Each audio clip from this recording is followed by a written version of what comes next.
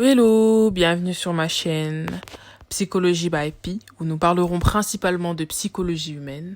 Je souhaite partager des éléments sur ce sujet, car je suis convaincue qu'en fait, cette connaissance peut transformer nos relations, améliorer notre qualité de vie, nous aider à réussir dans notre vie personnelle et professionnelle. Et donc, il y a un élément en société qui se passe énormément et qui aussi, on va dire indirectement, me concerne, c'est qu'autour de moi, j'ai remarqué qu'il y avait énormément de couples qui sont divorcés, voire séparés.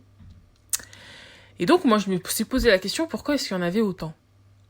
Alors, je me suis procuré le livre Les hommes viennent de Mars et les femmes viennent de Vénus de John Gray, où il, justement, souligne le fait que les femmes et les hommes ont énormément de différences. Notamment dans leur manière de penser, de ressentir et de communiquer. Et donc, nous allons nous y plonger. Alors pour commencer, il faut là vraiment pouvoir le signaler, c'est que les femmes s'attendent à ce que les hommes communiquent et pensent comme elles, et vice-versa. Lorsqu'elles émettent leurs problèmes, les femmes cherchent de la compréhension, du soutien émotionnel et une écoute active. Alors que les hommes, eux, vont leur proposer des solutions pratiques. Là, ça peut justement entraîner des malentendus, voire des conflits inutiles. Il faut savoir que les couples, ils prennent pas le temps justement de se comprendre et de respecter leurs différences. Par exemple, les femmes elles vont reprocher à leur partenaire masculin qu'ils ne les écoutent pas. Alors que les hommes, eux, vont ressentir auprès de leur partenaire qu'elle essaie de les changer. Et donc vraiment, cette différence peut créer vraiment des frictions. Pour les hommes, demander de l'aide, c'est perçu comme une signe de faiblesse, car la compétence est une valeur clé pour eux. Alors que les femmes vont justement offrir des conseils et essayer de les aider sans que justement leur partenaire leur demande. Là, les hommes ils vont se sentir incompétents ou offensés. En revanche, pour les hommes, justement, pour les femmes, demander de l'aide n'a rien d'humiliant. C'est vraiment pas perçu comme une faiblesse. Au contraire. Il faut savoir aussi, par rapport aux réactions face au stress, les hommes et les femmes réagissent différemment. Les hommes, eux, ils ont tendance à s'isoler, ils vont pour trouver justement des solutions à leurs problèmes, alors que les femmes, elles vont préférer poser le problème, leur en parler pour se sentir soutenues et comprises. Là, il faut savoir que les hommes doivent comprendre que les femmes, lorsqu'elles abordent leurs problèmes, c'est pour se rapprocher de leurs compagnons et pas pour trouver des solutions immédiates. Nous devons aussi savoir que les hommes et les femmes, ils ont des besoins affectifs primaires différents. Les hommes ont besoin de se sentir confiants, acceptés, appréciés, admirés, approuvés et encouragés. Alors que les femmes, vraiment rien à voir. C'est qu'elles ont besoin de se sentir écoutées, respectées, comprises, soutenues, rassurées. Et surtout que leurs émotions soient reconnues. Pour les hommes,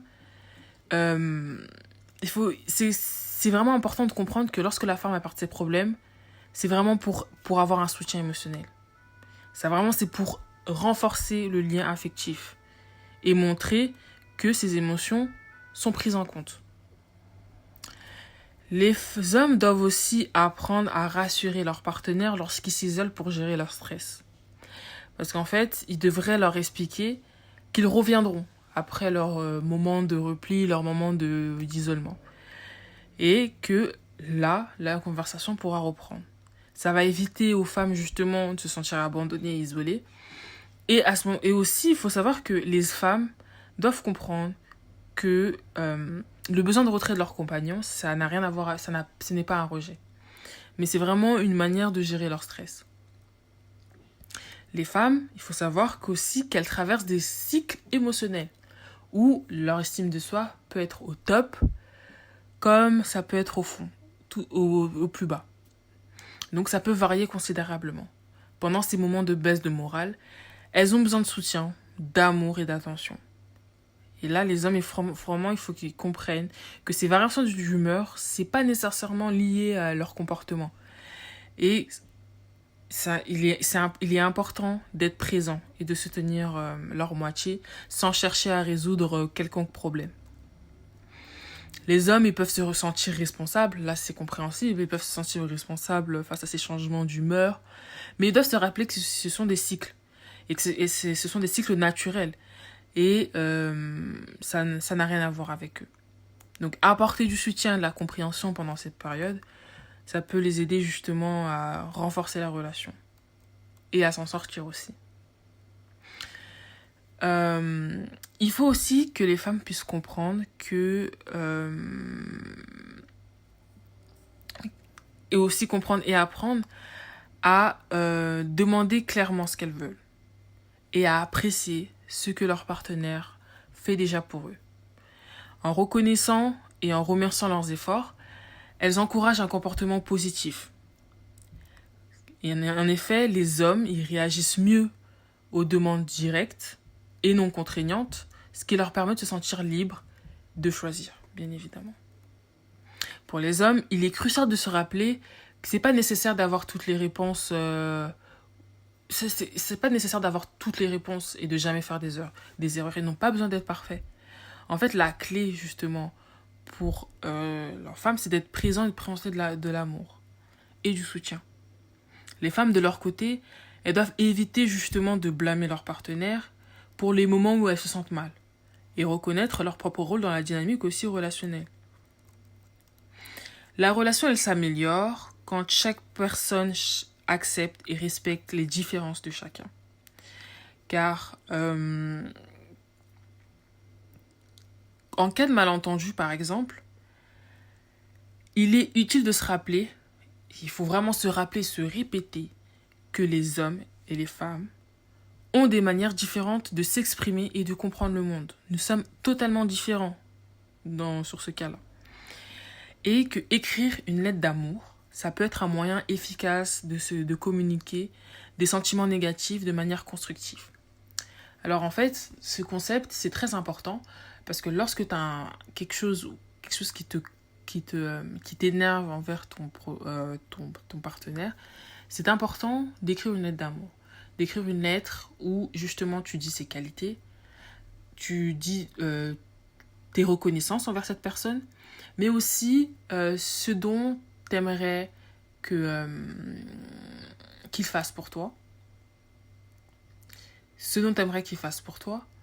Et pour terminer, écrire ce dont tu es reconnaissante pour cette personne. Et c'est très important en fait de mettre par l'écrit cela parce que ça permet justement de communiquer ses sentiments mais de manière constructive, sans accuser l'autre.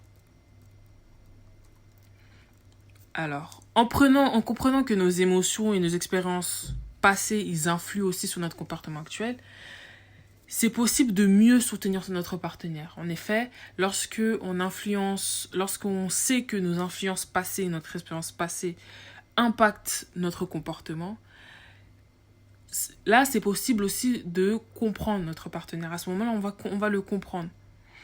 Et justement, mieux soutenir notre prochain.